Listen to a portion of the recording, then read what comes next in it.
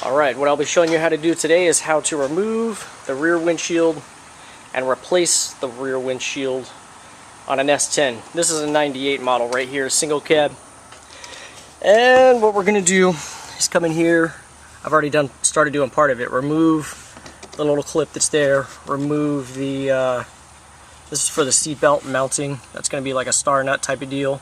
And what you want to do is get this panel out of the way, this panel out of the way, and probably pull your headliner down a little bit. That way you can cut around the edge here without messing up your interior panels. So I'm going to go ahead and remove all that and then give you a closer look as to what you're looking for behind there. Alright, so after removing the necessary interior panels and attempting to remove the headliner, I determined that it was much more of a pain in the butt to try to get these visors out and everything, to try to get the headliner out. Specifically this little clip right here, I couldn't really figure how to get that out, and I just got tired of messing with it. So I'm just going to take my time and work around the headliner here and try not to mess it up too much. I mean, this is a 15-year-old truck and this headliner is pretty much shot anyways. It's all nasty and disgusting, so I'm not too worried about it. But what I'm going to do next is I'm going to cut around the seal here, and as I do that, once I cut through all of the glue that's there, essentially the rear windshield will just fall right out. So that's what I'm going to do now. Alright, now when I took the other windshield out from the donor truck that's going to be going in here, I brought an assortment of different knives, razor blades, and things of the such to see what would work best. And when I was taking it out, this is actually what worked the best. Just a household old steak knife I had laying around. That actually works really well. So as I was using that other knife before, I noticed something. What was happening was the knife was going all the way through the gasket and contacting the metal here.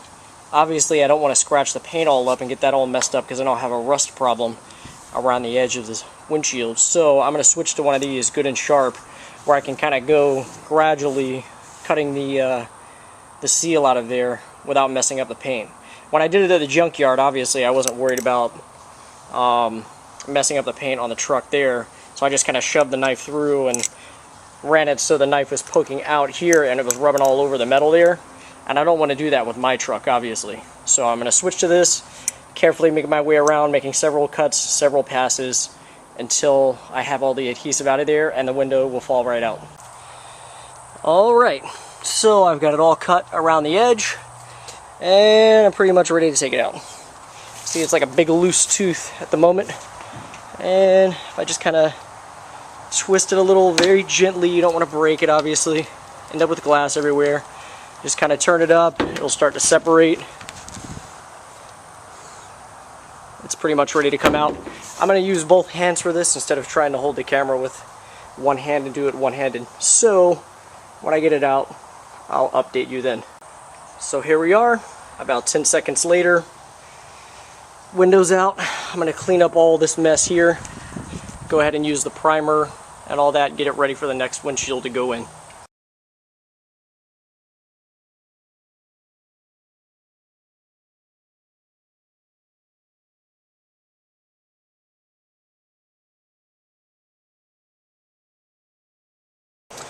Alright, so after running a nice thick bead of the adhesive around, after applying the primer, all I did was lift up, slap the window in there, and we're good to go.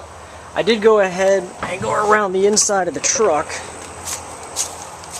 and check to make sure that it was squeezing through and everything the way it should, make it look like it was sandwiching really good on the window, make sure I got a good seal, and it looks like I do, so I would say that I'm done here. The next thing I'm going to do is just kind of put a little painter's tape around the edge of it and then let it sit for a couple days. That way it cures up nice and good. One thing I will say is that you're not supposed to do this in freezing temperatures or really cool temperatures, because then the adhesive doesn't dry properly, and you've got to make sure you use that primer, otherwise you're not going to get proper adhesion. But other than that, it looks like it's pretty straightforward, pretty simple process, not too difficult, and it's all done. One other thing I'd like to note is that if you get sticky stuff all over your windshield, which you're bound to do, clean it off with a little bit of mineral spirits before it dries. Otherwise, it's going to be a real pain in the butt to get off. Make sure you use mineral spirits and not acetone, because you don't want to ruin your paint job on your truck while you're trying to clean that stuff back off. Yeah, that's about all I got for you.